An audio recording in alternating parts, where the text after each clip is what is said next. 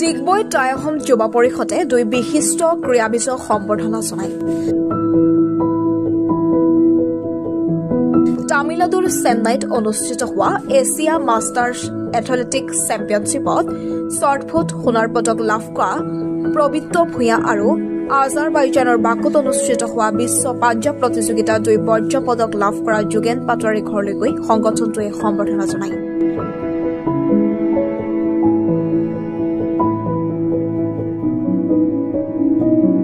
সংগঠনটোৰ সভাপতি বিতুপন লাহন, সম্পাদক বিকাশ গগৈ, সাংগঠনিক সম্পাদক মনদীপ ফুকন সহ কেইবাজনো নেতাকৰ্মীক গৈ সম্বৰ্ধনা জনায়। সদৌ অসম টাইপাৰ কাৰণে ধন্যবাদ জ্ঞাপন কৰিছোঁ, সংগঠনক ধন্যবাদ জ্ঞাপন কৰিছোঁ। আজি মোক এইখিনি সন্মান দিয়াৰ বাবে। মোৰ বহুত চেষ্টা কৰিছিলোঁ এই খেলখনত ভাগ ল'বৰ কাৰণে, এবছৰৰ পৰা ট্ৰাই কৰি আছিলোঁ কিবা এটা পজিশ্যন পাবৰ কাৰণে। সেইকাৰণে সদায় প্ৰেক্টিছ কৰিছিলোঁ যিমান পাৰোঁ। মানে মোৰ চাকৰি কৰোঁ মই IOC-ত, ডিউটিলৈ যাওঁতে মই বেগ লৈ যাওঁ, ডিউটিৰ পৰা ছুটি কৰি বাহিৰে ফিল্ডত সোমাওঁ, জুবলি ফিল্ডত। সেইখিনি কষ্টৰ ফলত আজি ফল পালোঁ। আৰু আপোনালোকে মোক এইখিনি সন্মান আজি দিয়াৰ কাৰণে আপোনালোককো মই অশেষ ধন্যবাদ জ্ঞাপন কৰিছোঁ। আৰু সদৌৰ ডিগবৈ IOC আৰু আমাৰ ৱেলফেয়াৰ কৰ্মকৰ্তাসকলকো মই অশেষ ধন্যবাদ জ্ঞাপন কৰিলোঁ এইখিনি মোক সন্মান দিয়াৰ বাবে। মই ভৱিষ্যতেও চেষ্টা কৰিম যাতে আৰু আগবঢ়াই যাবৰ কাৰণে। ধন্যবাদ। মই সেইসকলকো মানে আহিবলৈ কওঁ, ফিল্ডলৈ আহক। নিজৰ খেলিবলৈ নগ'লেও নিজৰ স্বাস্থ্যৰ কাৰণে হ'লেও এবাৰ হ'লেও আধা ঘণ্টা বা 1 ঘণ্টাৰ কাৰণে হ'লেও ফিল্ডত আহিব লাগে, মানে নিজৰ বেমাৰ আজাৰৰ পৰা বাচি থাকিবৰ কাৰণে আৰু নিজৰ স্বাস্থ্যটোৰ কাৰণে। বিশ্ব পাঞ্জাৱ চেম্পিয়নশ্বিপত আজাৰবাইজানৰ বাকুত অনুষ্ঠিত হৈছিল। 26 অক্টোবৰৰ পৰা 1 নৱেম্বৰলৈ অনুষ্ঠিত হোৱাত পাঞ্জাৱত মই মাষ্টাৰ্ছ গ্ৰুপ 86 কেজিত ব্ৰঞ্জৰ 2টা পদক পাবলৈ সক্ষম হৈছোঁ। গতিকে অহাবেলি আকৌ জাপানত অনুষ্ঠিত হ'ব। মই বিভিন্ন ৰাইজৰ আশীৰ্বাদত আকৌ জাপানত একেবাৰে সোণৰ পদক পাম বুলি এতিয়াৰ পৰা প্ৰস্তুতি চলাবলৈ আৰম্ভ কৰিছোঁ। গতিকে ৰাইজৰ আশীৰ্বাদ বিচাৰি মই এই যাত্ৰাত আগবাঢ়িছোঁ।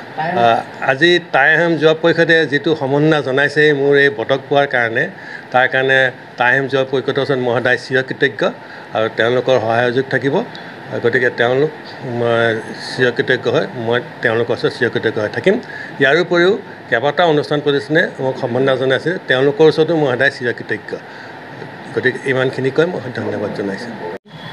ডিগবৈ টাই আহোম যুৱ পৰিষদ ডিগবৈ আঞ্চলিক সমিতিৰ তৰফৰ পৰা 2জন খেলুৱৈ অসম আৰু ভাৰতৰ প্ৰতিনিধি কৰি তেওঁলোকে যিবিলাক গৌৰৱ অৰ্জন কৰি আনিলে, তেখেতৰ সম্বৰ্ধনা পত্ৰ আৰু টাই আহোমৰ এখন পাৰ্চিট দি তেওঁক সম্বৰ্ধনা জনাইছোঁ।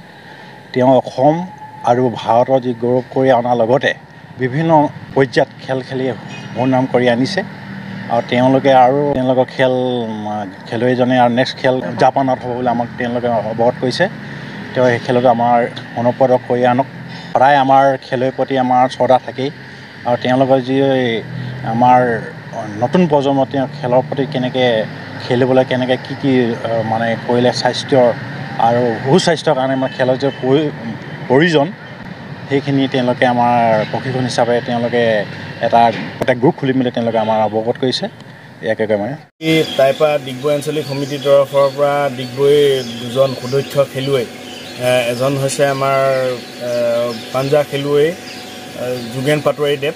তেখেতে ইণ্টাৰনেশ্যনেল 2টাকৈ ব্ৰঞ্জৰ পদক কঢ়িয়াই আনিবলৈ, অসম তথা ডিগবৈৰ কাৰণে এটা গৌৰৱ কঢ়িয়াই আনিবলৈ সক্ষম হৈছে।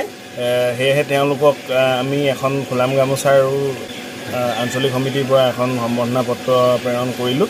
আৰু দ্বিতীয়তে হৈছে আমাৰ পবিত্ৰ ভূঞাদেৱ। তেখেত ডিগবৈ আমাৰ IOCL কৰ্মৰত। তেখেতে তামিলনাডুৰ এথলেটিক্সৰ গেমছত তেওঁ এটা সোণৰ পদক কঢ়িয়াই আনিব অসমৰ কাৰণে সক্ষম হৈছে। তেখেতকো এখন আমাৰ টাই আহোম জনগোষ্ঠীয় ফাৰ্চিট আৰু আমাৰ সম্বৰ্ধনা পত্ৰ হিচাপে দি তেওঁলোকক অনুপ্ৰাণিত কৰোঁ আৰু তেখেতলোকৰ লগত খন্তেক সময় বাৰ্তালাপ কৰি অনাগত দিনত কেনেধৰণে আগুৱাই যাব আৰু উঠি অহা প্ৰজন্মক কেনেকৈ ধৰণে তেওঁলোকে উৎসাহ জনাব তাৰে অলপ বাৰ্তালাপ কৰোঁ। Bureau Report, B+Any.